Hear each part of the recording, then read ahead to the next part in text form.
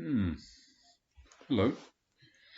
Um, just to follow up on, I just played HOLST, The Planets, the one I bought at the thrift or charity shop 2 days ago. This is, oh God, I love this. Absolutely love it. Wow. What can I say? This is the 19, he did this in 1954. I looked it up with the London Philharmonic, and that gets really high ratings, 4.5 out of 5, 5 out of 5.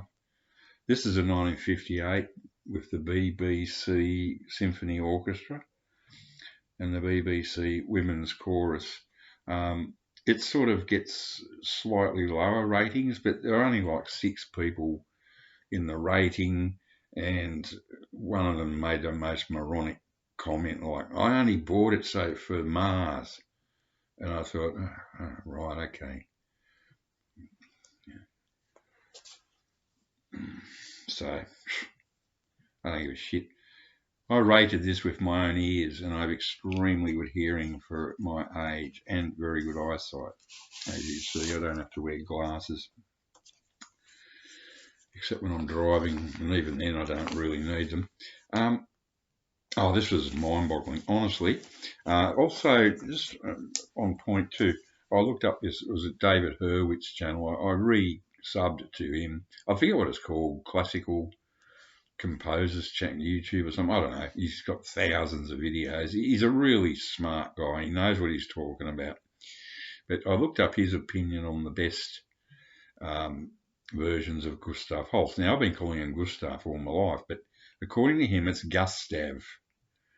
Yes, we know Gustav Holst was English, but he's not of English extraction. He came from, I think, Latvia. His ancestry was Lithuania or Latvia, somewhere like that. And yes, so he was English born, but not English DNA. And I can hear that in the music. It's right up there with the Russians and the Norwegians and the Germans, just that Nordic thing. Yes, this David Hurwitz or Hurwitz.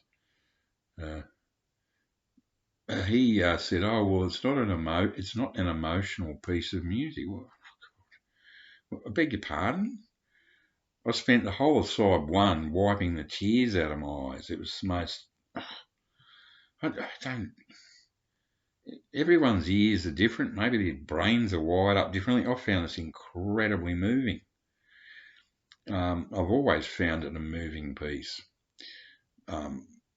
But this one had me in tears right from the word. The opening Mars on this is mind-boggling. Before I get any further on that, sorry, I got my little Red Riding Hood gear on. It's spring, but it's still freezing here.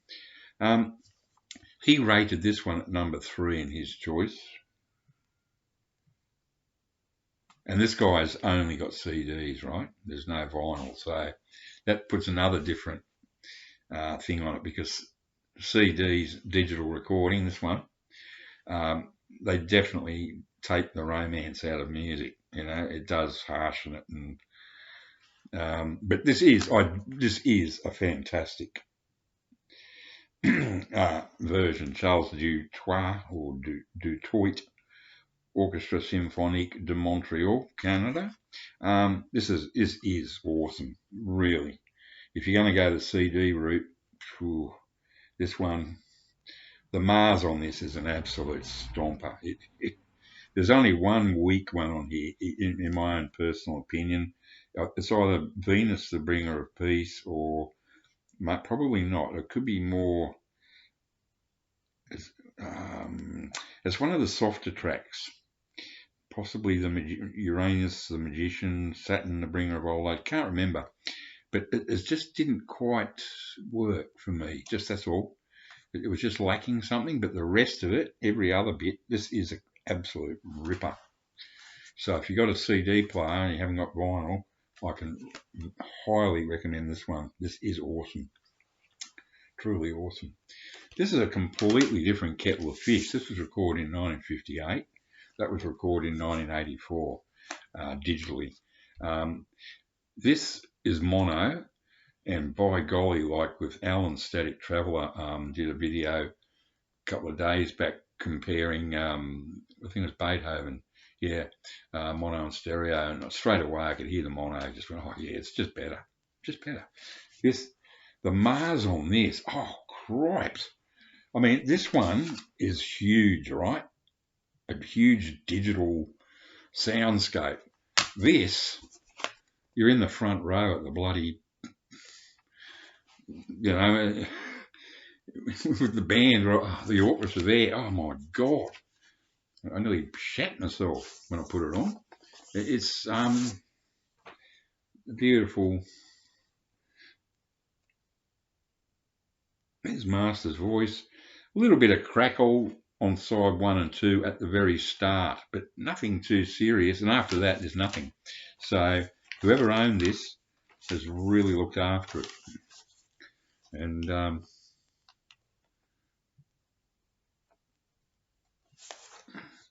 I just noticed a funny little thing down here. This might be an actual EMI copy. That's some sort of like a stamp.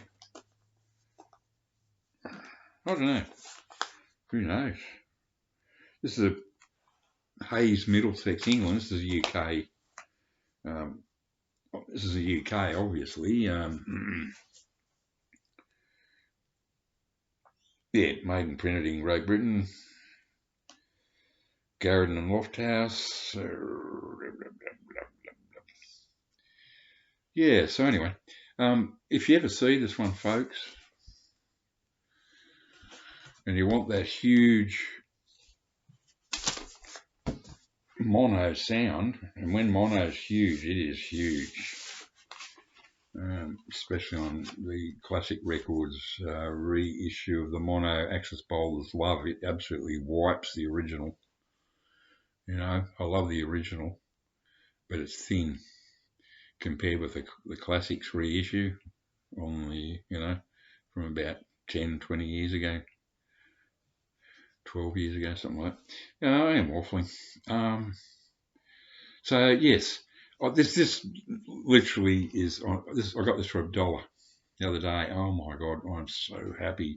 This is my favourite version. I don't need to go any further with this now. If I see other copies, I'll buy them just to compare them. But this moved me immensely.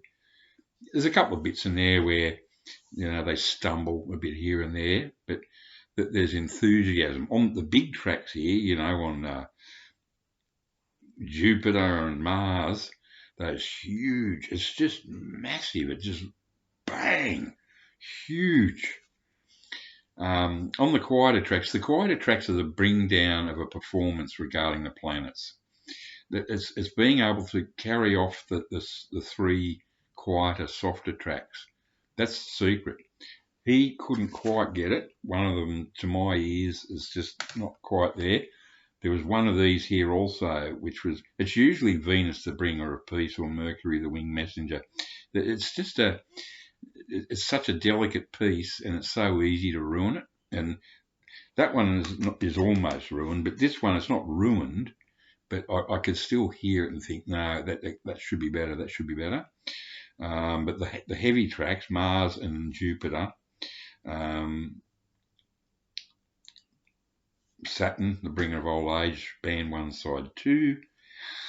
I just love this. I love it. The minute I put it on, I went, oh, this is like being back in Mr. Green's music class in high school. Even though this was 1958, I was still in primary school. But this was the sort of stuff that really, just think that the record that first really turned me on in the pop field was Peggy Sue by Buddy Holly, which was probably about 1958. And this came out in 58. There's something in the air in those days, or something in the recording, and the valve amps, the whole thing. Oh man, I just had to report it in. So yeah, very moving piece, and it's got that wonderful warm sound that you used to get from those old radiograms and things. It's just warm but not wimpy. When it kicks butt, it really kicks butt. It's just got a warmth about it. Oh man, and it's extremely emotional. These people were really, really into it. They did so. 10 out of 10, 9.5 out of 10. Okay, folks. For all you non